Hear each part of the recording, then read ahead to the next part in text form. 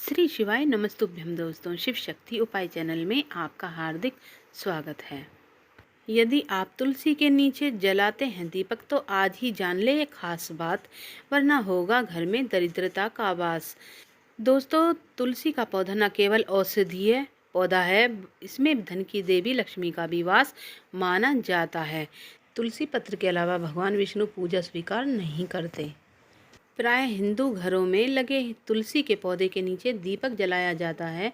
रोज सुबह शाम तुलसी के नीचे दीपक जलाने से घर की दरिद्रता दूर होती है और लक्ष्मी निवास करती हैं। शास्त्रों के अनुसार तुलसी के नीचे दीपक जलाने की कुछ विधियां बताई गई हैं और तुलसी के पौधे के नीचे दीपक जलाने के नियम माने जाते हैं। यदि तुलसी के दीपक के नीचे आसन लगाकर नहीं दीपक जलाया जाता तो लक्ष्मी जी बुरा मानती हैं।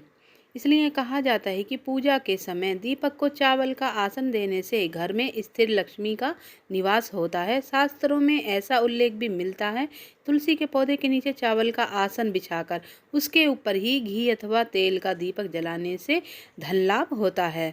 साथ ही घर में दरिद्रता का वास भी नहीं होता। तुलसी माँ की पूजा में नीचे दीपक के चावल रखने चाहिए। चावल को शुद्धता का प्रतीक माना गया है। हिंदू धर्म में दीपक को देवरूप माना गया है, इसलिए तुलसी के पौधे में दीपक जलाना अच्छा माना गया है। दीपक के नीचे चावल ना रखा जाए तो इसे अपशकुन माना जाता है। दीपक अपूर्ण होता है, इसलिए जब भी तुलसा के नीचे दीपक जलाएं तो चावल का आसन जरूर दें।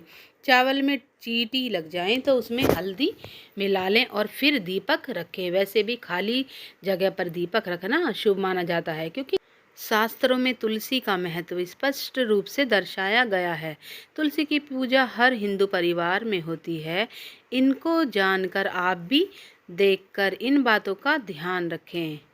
दरिद्रता, आर्थिक तंगी, पति पत्नी में झगड़ा आदि व्यय होते रहते हैं। हिंदू परिवार में तुलसी लगाने की और पूजा करने की परंपरा चली आ रही है।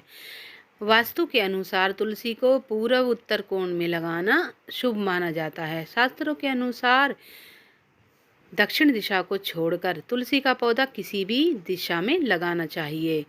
दक्षिण दिशा में नहीं लगाना चाहिए। साथ ही साथ तुलसी के आसपास कोई अन्य पौधा नहीं हो, गमले में नहीं हो, अन्य पौधा नहीं हो, गमले में अन्य घास भी नहीं हो। वास्तु के अनुसार तुलसी के आसपास अन्य पौधा होना अशुभ माना जाता है। घास या अन्य पौधा अगर होता है तो घर में दरिद्रता की स्थिति पैदा करता है। ऐसी मान्यता है कि तुलसी पौधा होने से घर पर बुरी नज़र का प्रभाव दूर होता है और नकारात्मक ऊर्जा दूर हो जाती है, सकारात्मक ऊर्जा का वास होता है। यदि तुलसी का पौधा सूख जाए तो किसी नदी या तालाब में या फिर कुएं में विसर्जन करना चाहिए। घर में तुलसी का पौधा सूखा नहीं रखना चाहिए। एक तुलसी का पौधा अगर सूख जाए तो दूसरा पौधा हरा भरा लगा देना चाहिए। इसीलिए घर में हरा भरा तुलसी का पौधा लगाना चाहिए। शास्त्रों के अनुसार एकादशी, अमावस, सूर्योदय के समय तुलसी का पौधा अन्य तुलसी के पत्ते तोड़ने नहीं चाहिए। बिना उपयोग के भी नहीं तोड़ें। रात के टाइम में भी नहीं तोड़ने चाहिए। अनावश्यक तौर से तुलसी के पत्ते नहीं तोड़ने चाहिए। हर रोज़ तुलसी महारानी की पूजा करनी चाहिए। हर शाम को तुलसी के पास दीपक जरूर जलाना चाहिए और आसन भी जरूर देना चाहिए।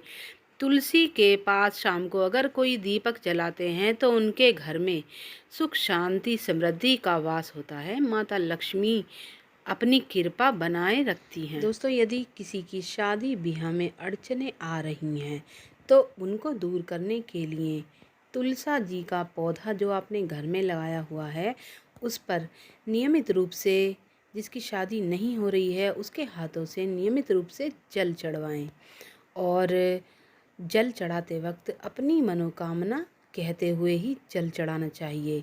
ये विशेष उपाय मैं आपको बता रही हूँ, तो जिसकी शादी है नहीं हुई है उसके हाथों से ही जल चढ़ाएं।